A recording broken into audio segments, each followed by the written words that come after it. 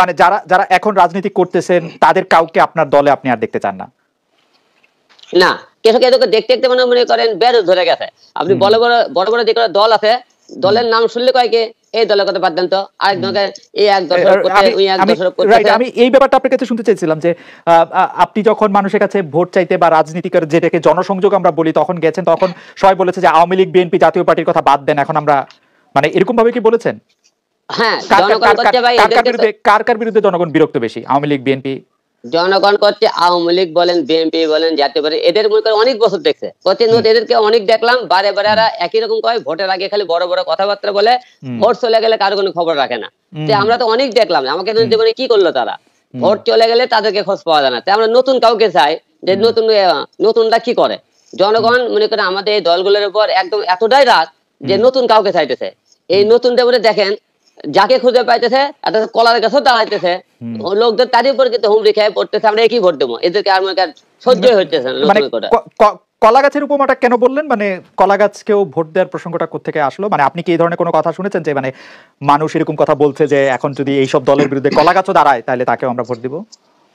হ্যাঁ, মানুষ জনগণ এই কথাগুলো বলছে। যেহেতু আমি প্রতিটি এলাকায় ঘুরেছি, জনগণের পাশে গেছি, তারা কি বলে আমি যে কথাগুলো বলতে সবকে জনগণের কথা বলতেছি, মানুষের মাঠ লেভেলে আমি যে কথাগুলো সবার মুখে শুনতে পেরেছি সেই কথাগুলো আপনাকে বলতেছে, লোকেরা এই কথাগুলো বলতেছে, এই কথাগুলো আমার না, জনগণের কথা এগুলো না। আমরা তো সবাই চাইতেছি আমরা নতুন কেউ আসুক, পরিবর্তন কেউ চাই, যেহেতু জনগণ তাদের উপরে একবার বিরক্ত।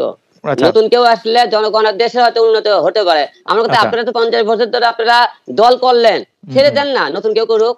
আপনারা ছেড়ে দেখেন, আপনারা তো দেশকে ভালোবাসেন, জনগণকে ভালোবাসেন, দেশ জনগণকে ভালোবাসে, ছেড়ে দেন না, নতুন কাউকে দেন না করার জন্য। আচ্ছা, সেই নতুনদের মধ্যে আপনার মধ্যে কি এমন বিশেষত্ব আছে বা আপনার মধ্যে কি এমন বৈশিষ্ট্য আছে বা আপনার কি এমন গুণ আছে যার জন্য আসলে বাংলাদেশের মানুষ আপনাকে আইন প্রণেতা বা এমপি বা সংসদে বা প্রেসিডেন্ট বা প্রধানমন্ত্রী হিসেবে দেখতে চাইবে? আপনার কাছে কি মনে হয়? আমার সততা আছে, আমি মানুষের পাশে অল টাইম সত্যি করে কথা বলতে পারি, মানুষের পাশে দাঁড়াতে পারি। এখন মানুষ হলে যে ক্ষমতাবান লোক চায় না, জনগণ মনে করে ক্যাডার চায় না, কোটি কোটি টাকার মালিক চায় না, মানুষ চায় যাদের সুখে দেবে, যাদের পাশে থাকতে পারবে, মানুষের সুখে মানুষের প্রতিটা মুহূর্তে তাকে খুঁজে পাবে, এই ধরনের লোক জনগণ চায়। এতদিন মেলা লোক দিয়ে দেখছে। আপনি মানুষের পাশে দাঁড়ান এই দাবি আপনি করছেন, কিন্তু আপনি মানুষের পাশে কিভাবে দাঁড়ান? মানে তাদেরকে অর্থ সাহায্য করেন? অবশ্যই করি। আপনার 21,000 টাকা মাসিক আয় থেকে আপনি অর্থ সাহায্য করলে মানে এটা কিভাবে করা সম্ভব আমাদেরকে একটু বলবেন? হ্যাঁ, করা সম্ভব। কিভাবে সেটা বলেন তো একটু। আমি যে সহযোগিতা করি, আমার সহযোগিতা হয় 100 পরিবার, 200 পরিবার, 500 পরিবার, এর উপর আমি সহযোগিতা করার সাহস থাকে না। এই মধ্যে থেকে আমি করি, এক হলে আমি 5,000 10,000 পরিবারকে করি না। আমি বলি 100 পরিবারকে 21,000 টাকা মাসিক আয় থেকে সাহায্য করা সম্ভব? মানে আসেন আপনি আসেন আমরা মাসে সম্ভব না, মাসে একটা পরিবারকে আপনি কত টাকার সাহায্য করেন? আমি তো বললাম আপনি হয়তো কাউকে 1000 টাকা দিছি, 2000 টাকা দিছি, 500 টাকা দিছি, এরকম কথা। আমরা 500 টাকা ধরি, 500 টাকা করেই ধরি। আমরা 500 টাকা করে ধরলে আমরা যদি 100 পরিবারকে সাহায্য করতে চাই তাহলে আমাদের 50,000 টাকা দরকার হয় মাসে। এই 50,000 টাকাটা আপনি হ্যাঁ 50,000 টাকাটা আপনি কোথায় পান? ধরেন 20,000 টাকা আমার ফান্ডের টাকা, 30,000 টাকা মানুষের জনগণের টাকা। আপনি যারা বিভিন্ন বিজনেসম্যান আছে সেই ওটা আপনি করেন, আলু সহযোগিতা কাজ করেন, 10,000 লাও, 20,000 লাও, কি ভালো ওরা 5,000 টাকা দেয়। আমার মনে যে জনাব হিরো আলম, আপনি যেহেতু রাজনীতিতে আসছেন এবং আমাদের মতো সাংবাদিকরা আপনাকে আর অনেক প্রশ্ন করবে, আপনার আসলে মানে এই যে আপনার হিসাব এবং অ্যাকাউন্টেন্সি এই ব্যাপারগুলো আর একটু পরিষ্কার হওয়া দরকার, কারণ এখন আপনি পাবলিক পারসন, আপনাকে আমরা এই প্রশ্ন করবোই, আপনাকে বিব্রত করার জন্য না। আপনি কারণ হচ্ছে আপনার 21,000 টাকা মাসিক আয়ের মধ্যে, আমি একটু পরিষ্কার করি দর্শকদের জন্য, 21,000 টাকা মাসিক আয়ের মধ্যে 50,000 টাকা আপনার সাহায্য করা এটি আসলে প্র্যাকটিক্যালি ইম্পসিবল। কারণ হচ্ছে যে আপনার সংসার চালানোর জন্য আপনার 20,000 বা 15,000 টাকা তো আপনার দরকার আপনার খাওয়ার জন্য। মানে 1 টাকাও লাগে না, না আমার 1 টাকাও লাগে না। ঘরের আমরা এটা কেবল বিদেশ থেকে আসে, আমার সংসারে কোনো টাকা খরচ লাগে না। মানে ওই ব্যাপারগুলো আমি সেজন্য বলছি আপনি একজন আপনার যে অ্যাকাউন্টেন্ট বা যিনি হিসাব বোঝেন তার সাথে একটু কথা বলতে, আপনার সংসার খরচ যে জায়গা থেকে আসে সেটা আপনার আয় আসলে সেটাও আপনাকে একটু দেখাতে হবে, নাহলে পরবর্তীতে আমরা সাংবাদিকেরা, আপনি হয়তো রাজনৈতিক নেতা হয়ে আজকে এমপি, কালকে মিনিস্টার, পরশুদিন আরো বড় কেউ হতে পারেন, আমরা সাংবাদিক থেকে তো এই প্রশ্ন আপনাকে করবোই আর কি বিভিন্ন সময়, সেটা আপনি একটু লক্ষ্য রাখবেন, খেয়াল করেন, রাখবেন। কোনো সমস্যা নাই, আমার কোনো সমস্যা নাই, করতে না, পারেন আমি আপনারা। তো সমস্যা করার জন্য প্রশ্ন করতে চাচ্ছি না, আমি উত্তর চাচ্ছি, আপনাকে এই উত্তরগুলি দিতে হবে।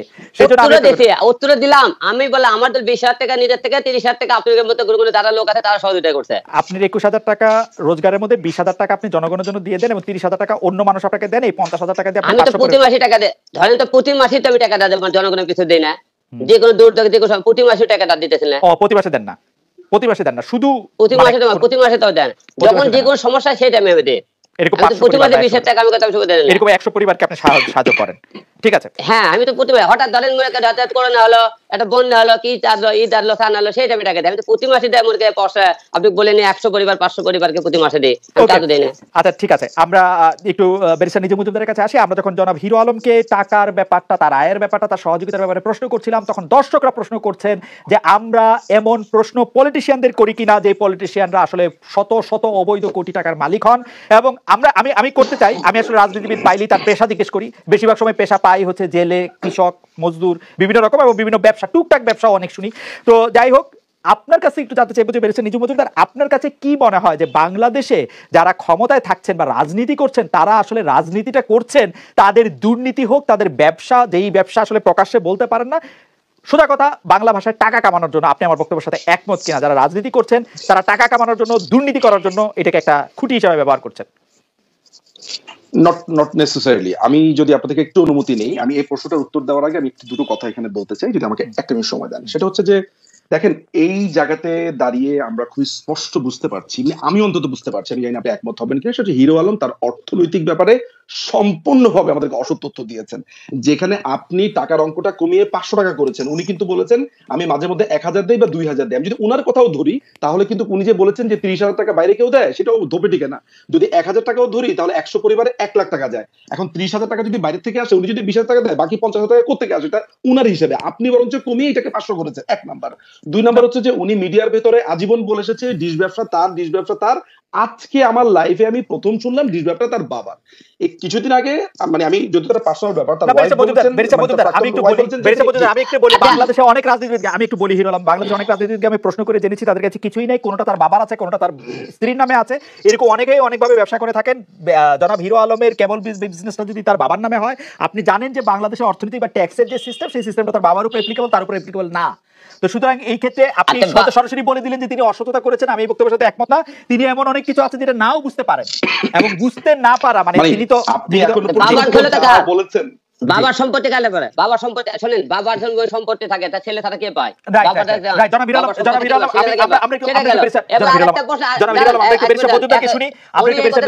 দাঁড়ান, আর একটা দাঁড়ান, একটু আমি কথা বলতে দেন। উনি তো বলে প্রতি মাসে আর ওই 50,000, 1 লাখ, 2,000 টাকা দাও, 3,000 টাকা, 1,000 টাকা। আমি বলছি, আমি কি বলছি প্রতি মাসে আমি দান করি?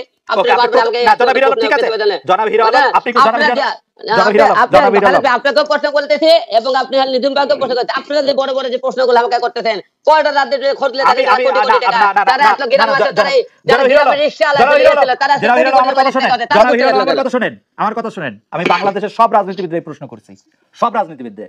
সুতরাং আমি যেটা বলতে চাই সেটা একটু শোনেন। সেটা হচ্ছে যে জনাব নিজম মজুমদার উনি টাকার প্রশ্নটা আসলে না বুঝতে পারেন, সেটি না বলতে পারেন, সেটি তার ব্যাপার। তো আপনার কাছে একটু জানতে চাইবো যে অন্য রাজনীতিবিদদের ক্ষেত্রে রাজনীতিকে আসলে একটি খুঁটি হিসাবে ব্যবহার করে আমরা এটি দেখি কিনা। বিশেষ করে আপনাকে একটু আমি মনে করে দিতে চাই, 2008 সালে যখন আওয়ামী লীগ নির্বাচনে আসে, তখন বলেছিল যে তার সকল এমপি, সকল মিনিস্টারকে প্রতি বছর সম্পদের হিসাব পাবলিক করা হবে, যেটি আসলে করা হয় নাই। আমরা ইলেকশন হলফনামা বিবেচনা করে সেটি দেখি। জনাব নিজম মজুমদার, আমার কাছে মনে হচ্ছে যে ইটস নট নেসেসারি যে সব রাজনীতিবিদরাই তাদের দুর্নীতির জন্য বা তাকে এটা একটা খুঁটি হিসেবে ব্যবহার করে। হয়তোবা না, আমি মোটামুটি আমার অন্তত পক্ষে মানে পত্র পত্রিকা, রিপোর্ট, টিভি, মোটামুটি এগুলোর উপরই বেশ করে কথা বলছি। এবং প্রতি বছর যখন ইলেকশনের সময় দেখি, আমার কাছে মনে হচ্ছে ইয়েস, দুর্নীতি আছে, অনেকেই সেটা দুর্নীতি হিসেবে ব্যবহার করে। ইলেকশনের আগে পরে আসলে নানাভাবেই আসলে এমপি যারা হচ্ছেন বা যারা হয়েছেন তাদেরকে বিশ্লেষণ করেন।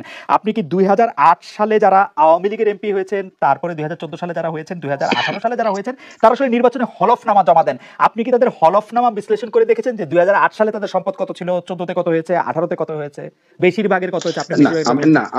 আমি এইটার উপরে বেস করে এখন পর্যন্ত কোনো কাজ করিনি। যদি কাজ করি দেন আমি বলবো। আমি এটা স্বীকার করছি যে এইটার উপর কোনো কাজ করিনি। না, আপনার কি কোনো কৌতূহল হয়েছে যে আওয়ামী লীগের এমপিদের সম্পদ বাড়ছে কিনা? বাড়লে আমি দেখি কত বেড়েছে। না, শুধু আওয়ামী লীগ কেন, এখানে তো এমপি অনেক দলের আছে। আওয়ামী লীগের শুধুমাত্র এমপি নাই কেন? কেন আওয়ামী লীগ ছাড়া এমপি থাকবে না? আওয়ামী লীগ ছাড়া কেন আওয়ামী লীগ ছাড়া এমপি থাকবে না? জাতীয় পার্টি আছে, তারপরে আমি যদি 2008 থেকে ধরি, কেন জোটে আছে বলে না, মানে আচ্ছা ঠিক আছে, জাতীয় পার্টি আছে। আপনি আপনি একটা রাজনৈতিক দল শুধুমাত্র একটা জোটে আছে বলে তাকে সম্পূর্ণভাবে তাকে আওয়ামী লীগ বানিয়ে দেওয়াটা, ওই দলের নেতা যখন বিরোধী দলের নেতা ছিলেন, ওই দলের নেতা যখন বিরোধী দলের নেতা ছিলেন, তিনি সরকারি দলের নেতার কাছে প্রার্থনা করেছেন বা আহ্বান করেছেন যে আমাদের দলটাকে একটু দেখে রাখবেন। সেজন্য আর এটাকে আমি আর মানে আলাদা দল বলাটা আমার জন্য একটু কঠিন। তা আপনি যখন বলছেন তখন বললাম, আপনি যখন বলছেন আমি বললাম আলাদা দল। ঠিক আছে, আপনি বলতে পারেন, কিন্তু আমি এভাবে ভাবি না। আমার কাছে মনে হচ্ছে যে না, আমার অবশ্যই জাতীয় পার্টি আলাদা পার্টি, জাসদ আছে, জাতীয় পার্টি আছে, ছোট হোক বড় হোক, বিএনপির মধ্যে এখন যে আমি কল্যাণ পার্টিকেও বলি যে উনি তো বিএনপি, তাহলে তো হবে না। কল্যাণ পার্টি একজন থাকুক, দুজন থাকুক। তারপরে ধরেন এমনও পার্টি আছে যারা হয়তো রেজিস্ট্রেশনই এখনো পর্যন্ত হয়নি। আমি যদি তাদেরকেও কাউন্ট করি, দেখেন এইটার উপরে যেহেতু কাজ করিনি আমি বলতে পারবো না। তবে যেহেতু আপনি আজকে এই প্রসঙ্গটা উঠিয়েছেন, এটা একটা দারুণ টপিক, আমার মনে হয় কাজ করা যেতে পারে। দর্শকদের মধ্যে একটা অংশ একটু জানতে চাইছেন যে আপনার কি ইউটিউব থেকেও মাসে আয় হয়? ইউটিউব থেকে? হ্যাঁ হ্যাঁ। ইউটিউব বা অন্য কোনো সোশ্যাল মিডিয়াম থেকে আপনার মাসে আয় হয়? ইউটিউব থেকে, ইউটিউব থেকে, ফেসবুক থেকে বা টিকটক থেকে কোনো আয় হয় আপনার মাসে? না না, ইউটিউব থেকে পাই। ইউটিউব থেকে টাকা হয়। তো সেই বাংলাদেশের সিস্টেম কি সেই টাকা ডিক্লেয়ার করার হিসাব আছে? না, নাই।